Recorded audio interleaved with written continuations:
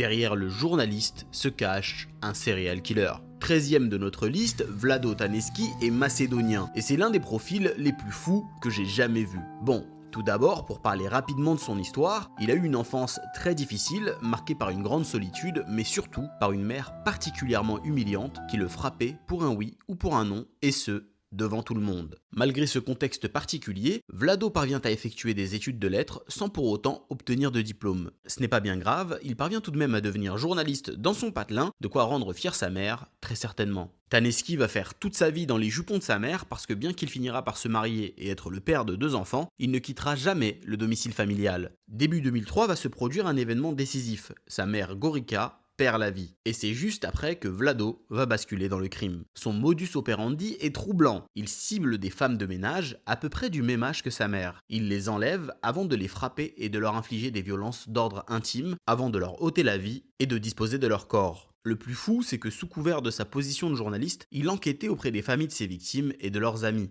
Il ira même jusqu'à couvrir le procès de 2 hommes accusés à tort de l'un des crimes qu'il a lui-même commis. Ses récits sont si détaillés et son travail si bien fait qu'il finira même par être récompensé pour avoir écrit des articles de qualité sur ses propres crimes. Mais Vlado va commettre plusieurs erreurs qui vont permettre à la police de remonter jusqu'à lui. D'abord, il va être parmi les premiers à relier les crimes entre eux, précisant qu'il s'agit certainement de l'œuvre d'un tueur en série. Ensuite, il va donner des détails que la police n'avait jamais révélés, comme le fait que le tueur utilisait un câble de téléphone pour ôter la vie à ses victimes et qu'il se servait du même câble pour sceller les sacs en nylon dans lesquels il avait dissimulé les corps. Ajoutez à cela un dernier détail qui trouble les enquêteurs, toutes les victimes connaissaient Gorica, la mère de Vlado. Mais surtout, Gorica, la défunte mère de Vlado, était également femme de ménage. Tous ces éléments vont pousser la police à effectuer une comparaison entre l'ADN de Vlado et celui du tueur. Comparaison qui va confirmer qu'ils ne sont en réalité qu'une seule et même personne. Arrêté et envoyé immédiatement en prison dans l'attente de son procès, il est retrouvé sans vie le lendemain. Il se serait noyé dans un seau d'eau. Et bien qu'on ait retrouvé des traces de violence sur lui, et alors qu'il partageait sa cellule avec 2 autres détenus, les policiers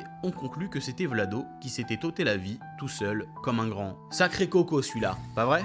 Si vous voulez une version longue de cette histoire folle, n'hésitez pas à me le dire en commentaire. A demain pour une nouvelle plongée dans le monde absurde des serial killers.